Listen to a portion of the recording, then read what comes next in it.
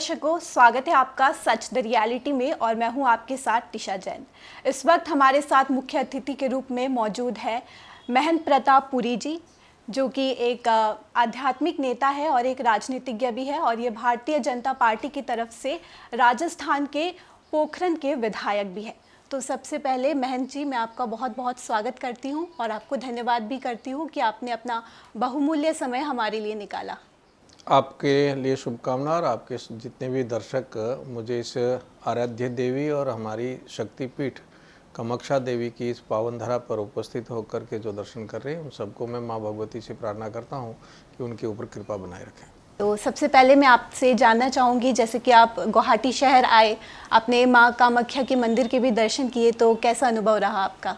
देखिए, हमारी सनातन परंपरा में ये बहुत बड़ी शक्तिपीठ है और यहाँ सिद्ध पीठ है। यहाँ आकर के साधक लोग अपनी साधना करके माँ से प्रार्थना करते हैं कि वो अपनी मनोकामना पूरी करे। हमने माँ के चरणों में बैठ के, हमारी गुरु परंपरा से हमारी ये सिद्ध पीठ है और हमारी जो परंपरा है उसमें हमारी कुल देवी भी हैं। तो माँ से कई दिनों से हमारी इच्छा थी कि मैं माँ के चरणों में जा कर के प्रार्थना करूँ। मेरे गुरु महाराज की कृपा हुई और यहाँ एक बहुत बड़े सिद्ध है अघोरी शैलेंद्र नाथ जी महाराज, उनके कृपा से आज यहाँ दर्शन हुए। और नारायण सिंह जी नरुका और राजेंद्र सिंह जी नरुका, जो हमारे बहुत बड़े अनन्य भक्त हैं और हमारे वंशज उस परंपरा के हैं जो राजकुल से हैं और भगवान राम की उस परंपरा से हैं, कुश वंश से हैं। तो उन्होंने यहाँ व्यवस्था की, तो मैं उनको भी हृदय से साधुवाद देता हूँ और माँ से प्रार्थना करता हूँ कि हम सब पर उनकी कृपा बनी रहे। तो महंत जी, जैसा कि आज अंतर्राष्ट्रीय योग दिवस भी है, तो आप योग की महत्व और लाभ के बारे में हमारे दर्शकों को क्या बताना चाहेंगे? योग कर्मशु कौशला, जो अपने कर्म में कुशलता के साथ योग को जो साधना करता है उसको सफलता मिलती है।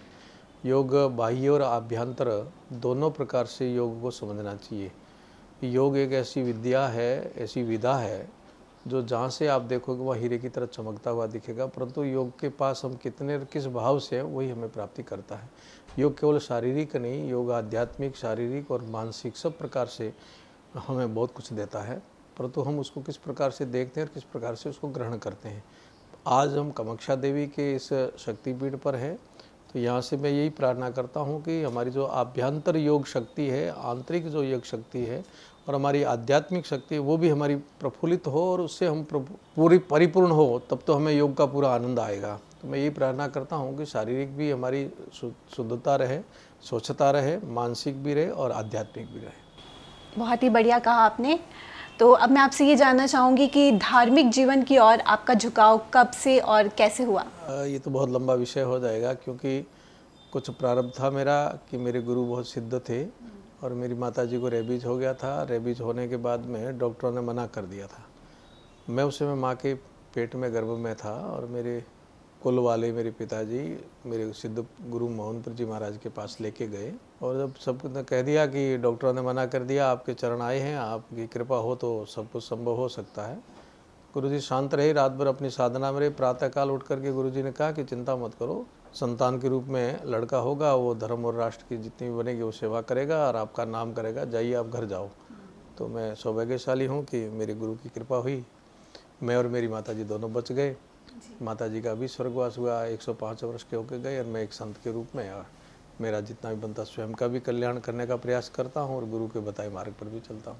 तो आपके भविष्य के लक्ष्य क्या है और आप आध्यात्मिक यात्रा को अपनी कैसे आगे बढ़ाना चाहते हैं? बस यही है, गुरु की कृपा से मेरे कर्तव्य का बोध करके मेरे कर्तव्य का पालन करूं और उद्देश्य की प्राप्ति करूं। जो मानव जीवन का उद्देश्य होता है उसकी तरफ बढ़ करके अपने जीवन को सफल करूं और जो भी संत का धर्म बनता है उसका पालन करूं। आपको क्या लगता है कि धर्म और राजनीति को हमें अलग अलग रखना चाहिए या फिर इनका मिलन हमारे समाज के लिए फायदेमंद हो? ये अलग हो ही नहीं सकता, जब अलग होता है तब पूर्ण होता भी नहीं है।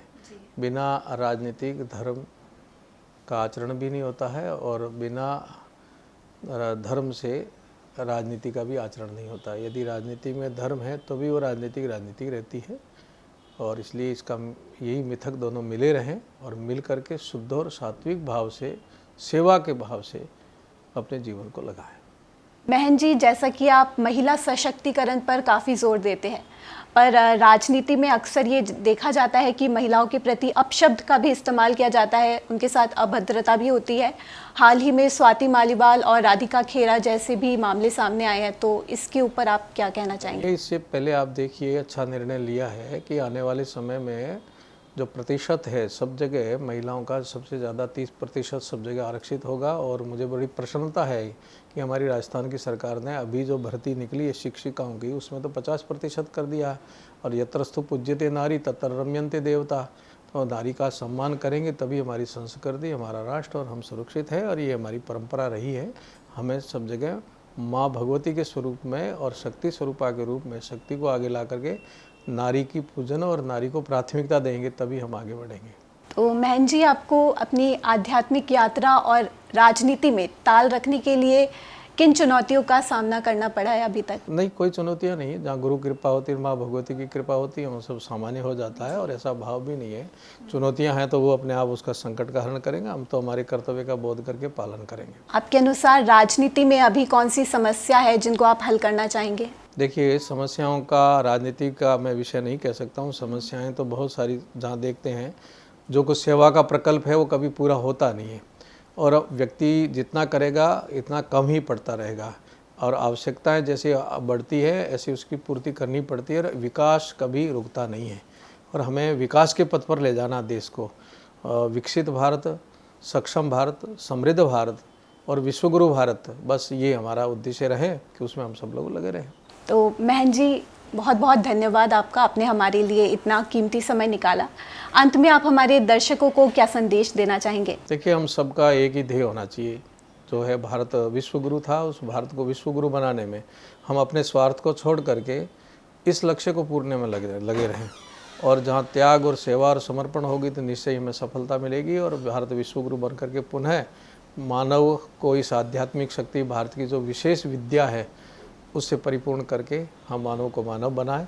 आइए हम सब लोग संकल्पित हो करके इस मिशन में लगे कि वो राम राज्य स्थापित हो, विश्वगुरु बने भारत, सक्षम भारत बने और इस कदमों पर चलने में हम सब लोग समर्थ हों। ऐसी मैं प्रार्थना करता हूँ और ऐसी आशा रखता हूँ कि निहित स्वार्थों को छोड़ करके राष्ट्र को समृद्ध बनाने में हम सब लोग लगें।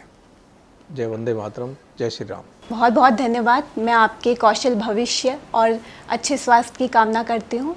बहुत धन्यवाद। मंगल कामना, माँ की कृपा बनी रहे, माँ भगवती की।